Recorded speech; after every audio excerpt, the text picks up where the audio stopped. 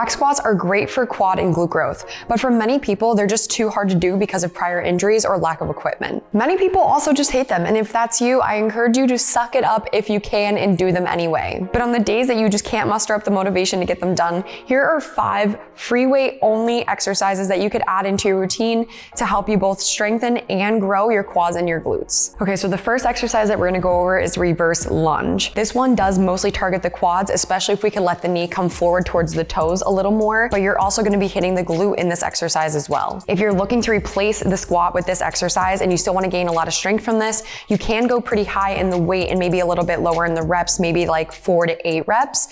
And a lot of times when I'm in those rep ranges, I'm going heavier, I like to use lifting straps. So you're gonna see me use those today because then I could take my grip out of the equation and just focus on the stimulus that my legs are getting. However, if you're someone who's looking to get a little bit more hypertrophy out of this and care less about the strength, I would say anywhere between that 8 to 15 range on each leg is gonna be the sweet spot for you. So if you're going a little bit higher in rep, you're probably gonna wanna bring that weight down, but you still might need lifting straps, which is okay. I found that with my clients who have trouble with balance during single leg exercises, it helps to do all the reps on one leg first and then switch over because it just helps them get like a rhythm down and really get like stable and find their balance with these exercises. So you're gonna start with your weights at your sides. You're gonna roll those shoulders back and pretend like you're squeezing a note card in the back of the armpit. So you're just kind of locking that shoulder blade in. We're gonna plant that right foot because that's the side that we're starting on. I'm gonna take a nice large step back, and this is really experimentation. So I just kind of know where to go now with my foot, which is like a good distance for me, but you might have to play around with it a few times before you could just kind of get into that stance, and that's okay. So for me, I like to get the foot back, and I basically want to come into a 90-degree angle with the front and back leg. I also like to keep a slight bend forward in my torso, so I'm not rounding under, I'm just literally slightly leaning my whole upper body forward. I'm gonna let the knee come down in the back while the knee in the front comes forward over my toes.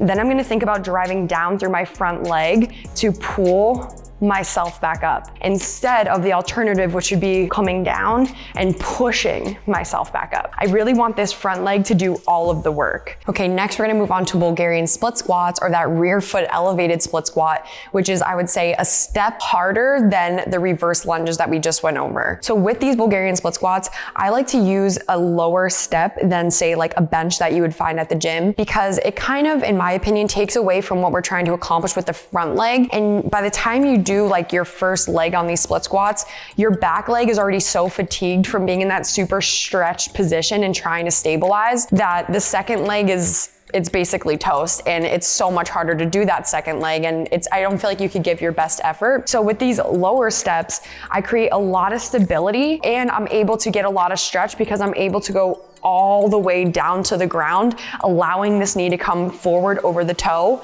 and then I'm pushing back up through that front leg. So that's already a little demo of what it looks like, but I think that if you've been using the bench for your Bulgarians, try something a little bit lower. I have no idea what this distance is off the ground, but I'm assuming it's like 6 inches or so, like maybe 6 to 8. So I would try this instead of the big tall benches that are at the gym. All right, so to get started, I like to take 1-2 steps forward away from my step. From there, I'm going to get that slight bend forward in the torso again, roll those shoulders down and back and away from the ears.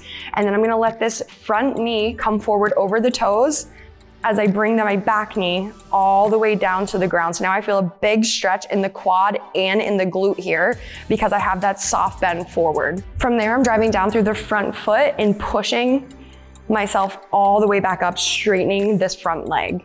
Again, you're taking that big inhale, let the knee come over the toe in the front, let the back knee touch the ground if you're close enough or you're able to get that low. Drive down through the front foot, push all the way back up. All right, so we're gonna take it a step further. Bulgarian split squats are already hell, but I found a way to make them even worse.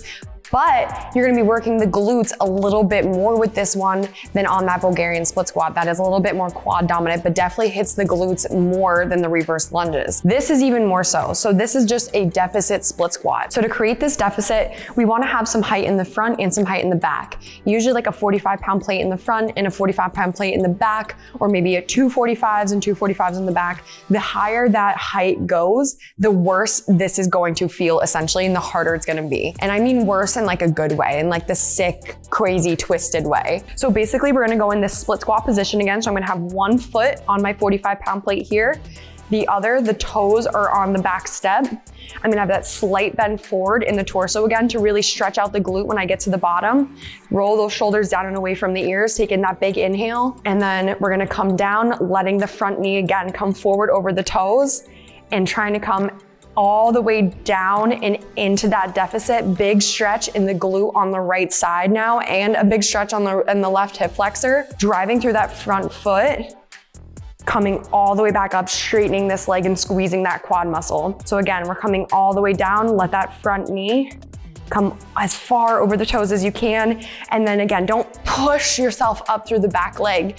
You're pulling yourself up through the front leg to really make this hit. Next, we have skater squats, which is one of my favorite body weight exercises. One of my favorite ways to progress this exercise is by adjusting the height. So the higher the height, the easier this is gonna be because you have less distance to travel. So if you wanna make this more challenging, all you're gonna do is lower that height, which is gonna be asking a lot of your mobility and your single leg strength. To get set up for this one, you wanna be directly in front of your steps with both of your feet. I like to start in like a split squat position because then I could kind of find where I need to be. And then we're gonna bring the arms out in front of us. They're almost gonna act like a counterbalance. So a lot of times what people do as well is they'll maybe hold like 2-pound weights or 5-pound weights in their hands to act as a counterbalance and make this exercise even a little bit easier. I find that just my hands work really well. So we're gonna bring those hands directly out in front of the shoulders. And I'm gonna think about driving through my front leg to pull myself up and into this like standing position. I'm gonna take in a big inhale, bring my arms out in front of me, and I'm gonna think about pushing my hips back and getting the knee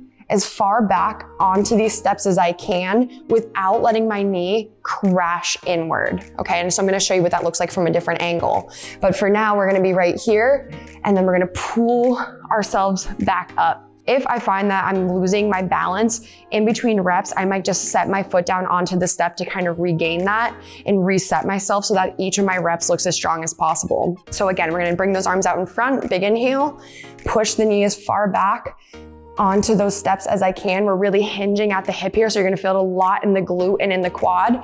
And then I'm gonna pull myself back up.